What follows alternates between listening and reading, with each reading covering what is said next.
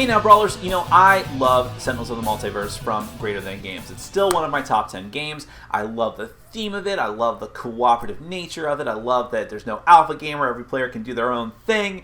Every player is different. Every character is different. Every villain is different. Every game feels different. The artwork sucks, but I'm trying to get over it. But it's all in all, it's a fantastic game. And so Greater Than Games has a lot of street cred as far as I'm concerned. So when they say they're making a new game, I'm going to pay attention. And their newest game that's actually hit retail is Galactic Strike Force, which I was not a Kickstarter backer for, but I did get a retail version of the game. I think they're mostly the same. And there are some similar things going on in this game as Sentinels of the Multiverse. It's a cooperative game, fully cooperative. Each player takes control of a different hero-ish type person, and you're all teaming up to destroy a villain. But the theme and how that all plays out is very different. In this case, each character is actually some sort of roguish, maybe pirate, scoundrel type person with the heart of gold, and you're all teaming up together to destroy this invading alien force that's going to take over the galaxy.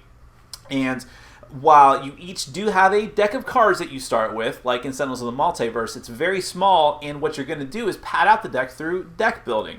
A lot of people always confuse Sentinels of the Multiverse as a deck builder because it came out around the time Legendary did, or Legendary came out soon afterwards, so they confused the two. But Sentinels was not a deck builder. You had your own deck, that's what you worked with. This is a deck building game with a lot of other things added to it. There's a lot going on in this game. So what I'm going to do is I'm going to give you a hopefully brief overview of the game, then we're going to come back, and I'll let you know if this lives up to the hype as far as being the follow-up to Sentinels.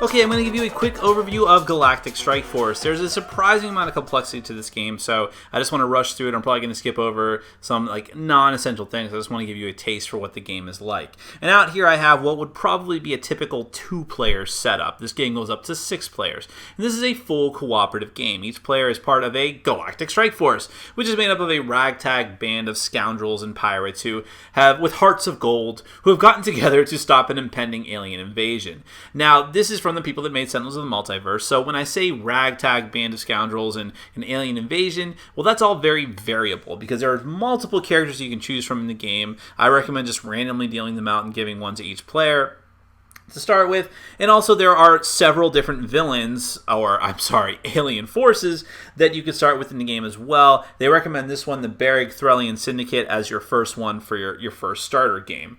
Each player has their little ship panel card. They have a standee that represents their ship, and if you like the game, you can actually go ahead and buy a miniatures add-on pack that are actual minis that replace these cardboard standees, but I do recommend that you try the game first before you plunk down the money for that, because these do just fine as far as indicating your ship.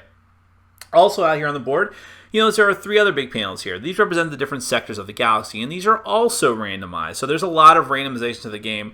No 2 games are really going to have the same setup, or it's very unlikely that that's going to be the case. You have a lot of tokens here which represent your shields and your weaponry. These are the different things that you'll keep track of, both your ships and the opposition ships that are going to be the bad guys' ships. Summed together, your shields and your weaponry on any ship are called your energy. So whenever something says lose energy, you're going to lose it from one of those ships, starting with shields. You always lose shields first and then weaponry, but I'm getting a little ahead of myself, so let's go back to what the actual goal of the game is. Now, for the good guys, the goal is to defeat the main enemy flagship. The flagship may come out from, depending on which enemy you're fighting, it'll come out in a variety of different ways. So if you can defeat the flagship, you're going to defeat the alien armada. The other way is to defeat all the opposition ships that are out on the board.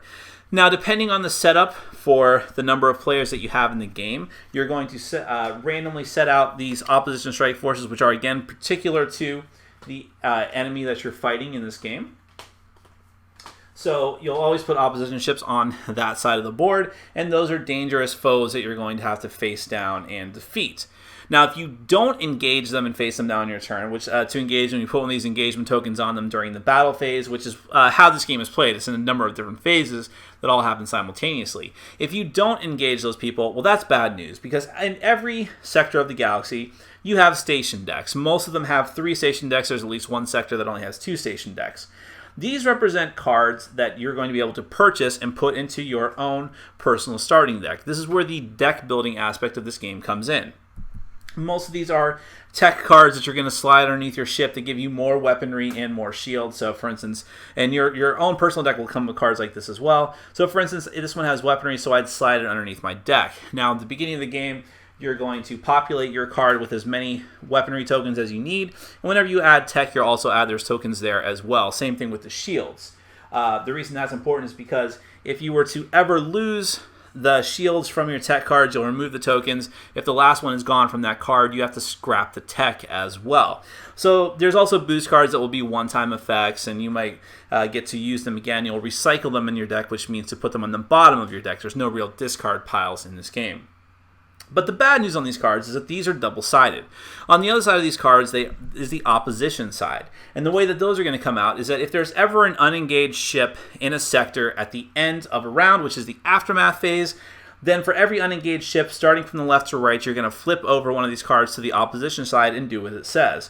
Just like with the good guy cards, they're either going to be more opposition ships or boost cards. If they're boost cards, it might say something like, the Strike Force ship in this sector loses an energy, or it gets moved into another sector and loses energy. Or it might say, just add another ship to this sector.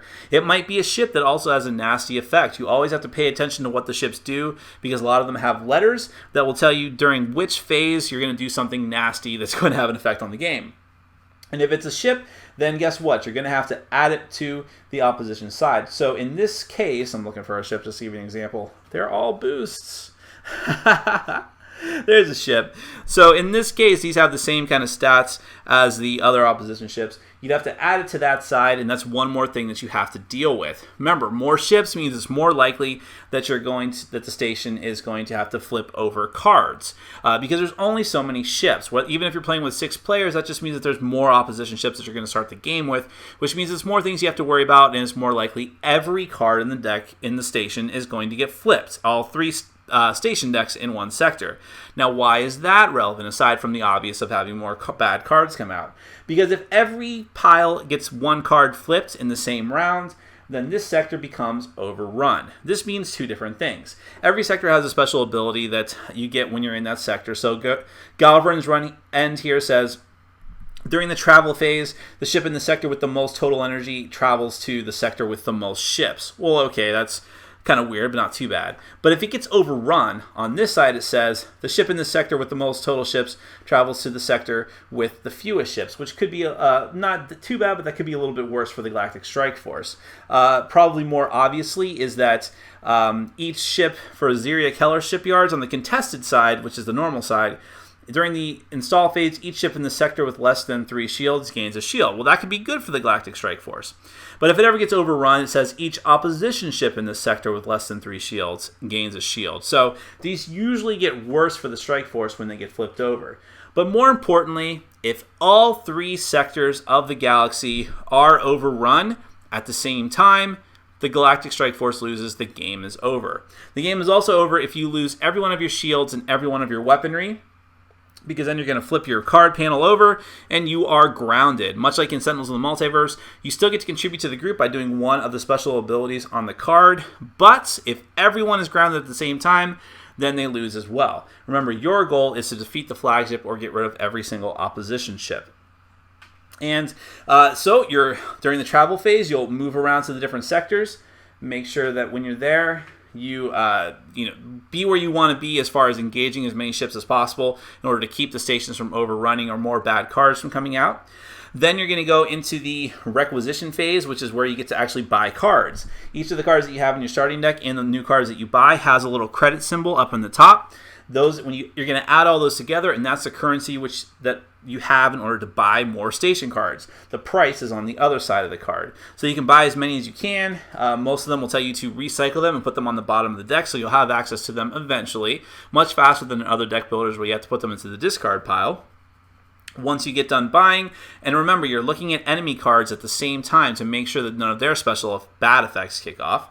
Once you get done buying, then you have the installation phase where you can actually install a lot of any of the tech that you still have in your hand. So you'll, like I said, you'll slide them into your card, boost yourself up. You can also spend boost cards at any time that you like in order to give yourself possible one-time special effects. And after installation, it gets down to battle. This is where you actually choose to engage one of the enemy ships in your sector, and then there is combat. Now, the way that combat works is that you're going to add up your total attack value and compare it to the other side's shields. And this happens simultaneously, so the enemy does the same thing to you. If you manage to not just meet, but overcome their shield value with your attack value, then you're going to take the difference. That is, any amount of attack points that gets over the threshold, you're going to take that amount from their total energy, starting with their shields and working inwards. That's only for the Galactic Strike Force. For the bad guys, it's just start with their shields, rip those away, then start chipping away at their weaponry, also going from outward to in if you have several different techs on your card for the Galactic Strike Force. If every single one of the shield and weaponry tokens is gone off a ship at the same time, that ship is destroyed. For the opposition ships, they're scrapped and go out of the game. For the Galactic Strike Force ships, they're grounded, as I said before. Now, if any of the station decks runs out because you're letting them get overrun and they're getting sifted out into the opposition decks, or just because you buy too many cards, you'll replace them from this deck here, which is the scrap deck. If that ever runs out, then you'll reshuffle whatever other scrap cards that were destroyed during the course of the game, and you'll keep doing that and replacing all the different station decks. After the battle phase and it goes to the aftermath, you'll do aftermath effects, which could include flipping over cards, and then you're going to redraw from your hand. You can discard any cards or recycle any cards that you want, and then redraw back up to 4 to try and make sure that you have the hand that you like.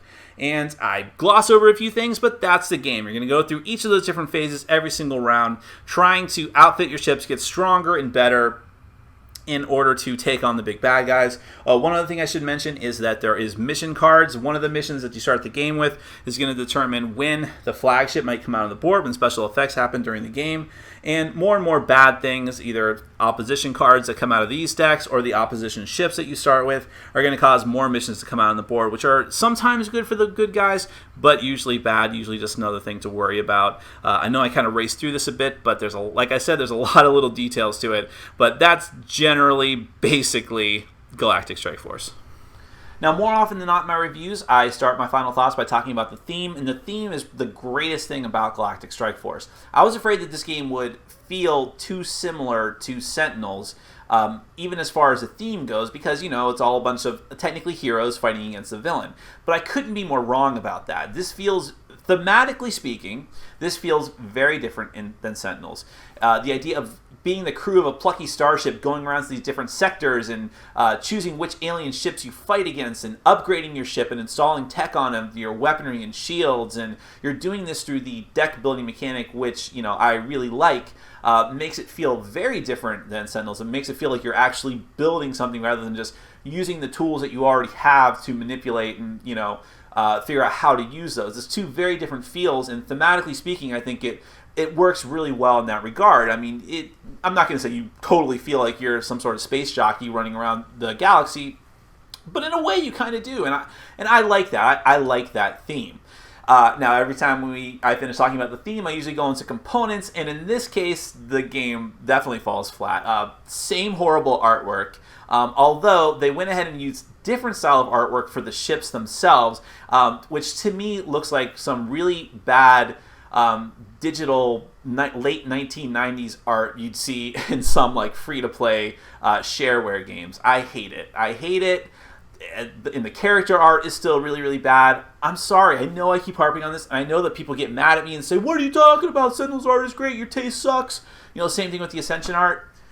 I'm telling you, this is not good. I think that people mistake their love for the game and the gameplay itself, and they let that sort of override their opinion and their taste as far as the artwork goes. But both forms of art in this game are terrible. They just are, and I wish it weren't so. The graphic design, everything else on the card, is mostly okay. I think some of the text is a little bit too small, and they should have done more to... The one problem I've had in the 3 games that I've played, because I played with at least a couple of new people each time that I played, or at least 1 or 2 new people each time that I played, is that people keep confusing the 2 prices on the station deck cards because they're very similar. They're in the exact same spots on either side. It's just that one is a little bit darker and it says price and cost. But at first glance, I mean, everyone gets confused about that the first time. So that's a little aggravating. I like the idea of the double-sided cards for the station decks, meaning that it's either the good side or the bad side. But from an actual like practicality standpoint, it's kind of weird putting them in your deck and then going back and forth. So that feels a little clunky to me. And the game comes with those annoying standees for your ships. Now, if you like the game, you can go ahead and buy a miniatures pack that they sell on the side. But really, that feels like kind of an oversight. I would have rather had poorer quality miniatures than standees because those do not.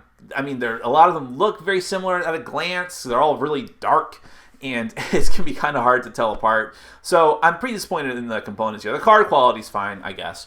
But it's nothing to write home about. So kind of a dud as far as the components go.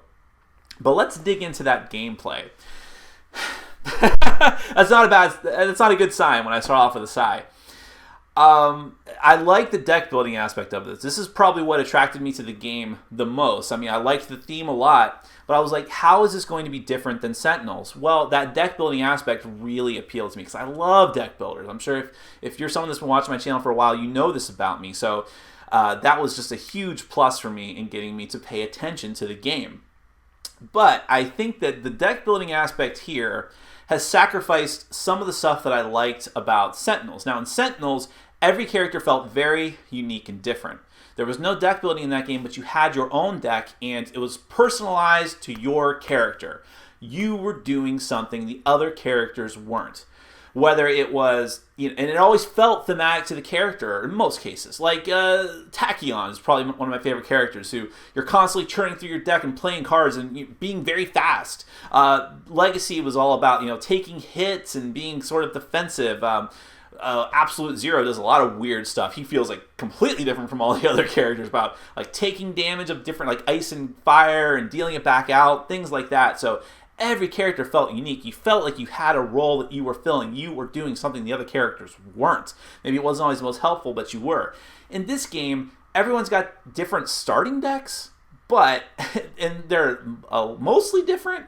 But once you start building your deck and buying more and more station cards, because the game encourages you to buy a ton of station cards, every ship starts to feel the same.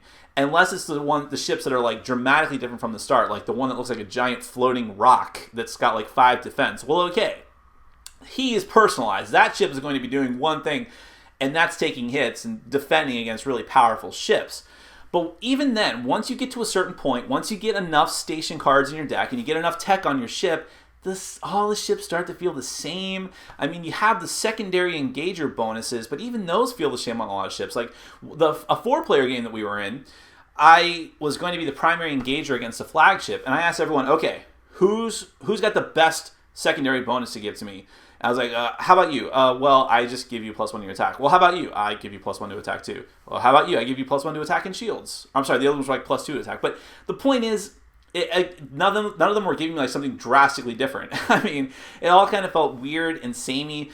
All of us had very similar techs. Like at one point, I had the same exact like 2 tech cards as the player across from me. The 2 like generalized tech that have like special abilities, like removing shields and recycling things. And so I never felt like I was a unique hero in this game at all, and that was really kind of a bummer. Now, the rest of the gameplay, how do I put this politely, is a fiddly mess. That's the nicest way that I could put it. Sentinels had that problem too, and yes, I'm going to keep comparing this to Sentinels because they are so closely related. Sentinels had that problem of fiddliness. It's one of the knocks I have against the game, but it never felt anywhere near as bad as this game gets. This game has a huge table presence, and most of it is just those dumb tokens that they use for shields and health points. There's probably not a better way that they could have done it without making much more expensive components. But man, especially when you're playing with more players, everyone's got their card out. You've got tons of different cards, tons of different chits to keep track of. You're also keeping track of many different opposition ships that are out there on the board, and they all have their own tokens. And because everyone takes their turn simultaneously, everyone's just like reaching across the table and grabbing things. People are grabbing cards and looking at them and like, wait a minute, I want to buy that card. It's just a big mess. There's like too much going on and too much to keep track of.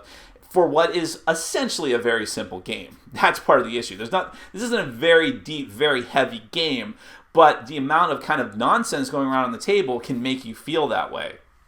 And by the way, I kind of just touched on that a moment ago. The more players you have in this game, the worse it gets exponentially. This is not a game to be played with 5 or 6 players, period.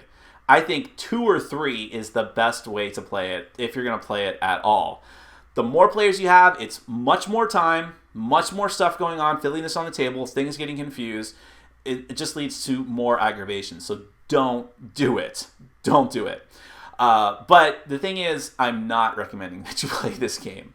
This was a huge disappointment for me, and I kind of, against my will, played through it a third time because I think I'd already made up my mind by that point, but I'm like, well, lower player count, let's give it a shot.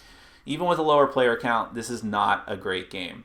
There is some challenge here. It is a challenging game, but even so, I'm kind of confused as to why other people have been having huge issues with the difficulty here. We played against one of the medium, moderate weight villains the first game, the one that I recommend you start with, and beat him fairly easily. We played the next 2 games. We played against the high difficulty people, and again, like one person died in one of the games or was grounded, very similar to Sentinels.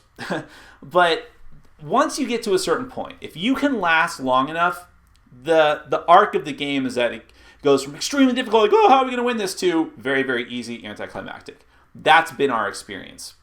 You get enough tech, you just have one person get tremendously powerful, get the flagship to come out, fight against it. Or one of the games we won just by wiping out all the opposition ships, because there's so many special abilities and techs you can play that it can be very easy to just wipe out a sector once you get enough tech under your belt. And because, again, everyone's doing this, everyone's loading up on cards, everyone feels the same, it just doesn't feel like you accomplished anything special. I enjoy the fact that, like Sentinels, it has the different villains that you can fight against, but even they feel mostly similar. That's the weird thing, too. I don't know. Other positives I can think of are that the idea of the station decks flipping over and becoming bad things for your opponent, that's cool. How some of this stuff is handled is very cool. Installing the tech and making sure that the sectors don't get overrun, but it just never comes together into a streamlined game that's that fun to play. I would never, ever recommend this over Sentinels, and I'm just very, very disappointed in this one.